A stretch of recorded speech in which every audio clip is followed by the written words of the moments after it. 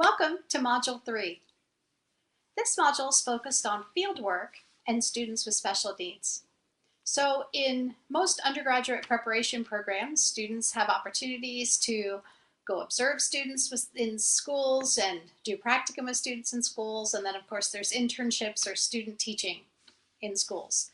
However, it's not often that we create deliberate opportunities for students to observe students with special needs in any of those settings. So it's not something that we purposefully leave out. I think it's just we're so used to kids going to the schools, let's look at this kind of music and this kind of music. But there are whole groups of students sometimes who either don't have music anymore in many secondary settings, or who may not be on that teacher's schedule for music. So this module is designed to help you know how to go and find those students with special needs and observe them in other settings. And then while you are observing them, how to document and take data so that you have some meaningful protocols to use when looking at students in various settings and thinking about how you might teach those students if they were your own. So I'm looking at a protocol on page, 49 in the book. So, and this one talks about types of instruction in self-contained classrooms. So going into a classroom that's not a music classroom, it's a self-contained classroom where the students are during the rest of the day, and observing them in their classroom to see what their regular classroom teacher does to help them, what activities they're engaged in. It helps you to see what's their levels of functioning, what kinds of things they're working on when they're not in music class. So looking at this, and we've got the way the chairs and desks are arranged. So sometimes students with special needs do much better when the room is arranged in a particular way. So if a student's having difficulty in your classroom, but you see in their self-contained classroom, they don't have some of the same difficulties, maybe it's in the way the classroom is arranged.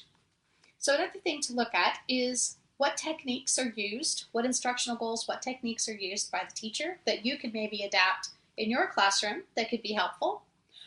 What kind of learning groups? So in many music classrooms, students are involved in homogeneous learning, right? Everybody's working on the same songs, they're learning to play the same pieces, they're all doing things together.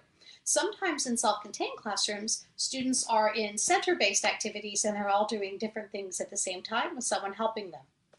So it's interesting to know what the students used to in school, right? What usually happens in other classroom settings. And then to think about how you might take those things that are happening in the classroom and use them in your classroom. So this chapter is really, I think it's really interesting, not only because it helps you become aware of other settings. There's another protocol for a therapy session for when students are in speech therapy or occupational therapy or music therapy.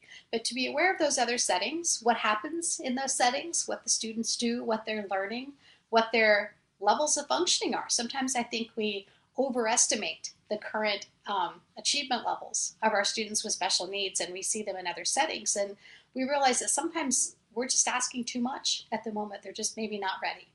So then giving us some tools, some protocols to use to take our data and to collect it so that we can be reflective in our thinking of how we want to apply that information so that we can continue to work to be better teachers with each passing day.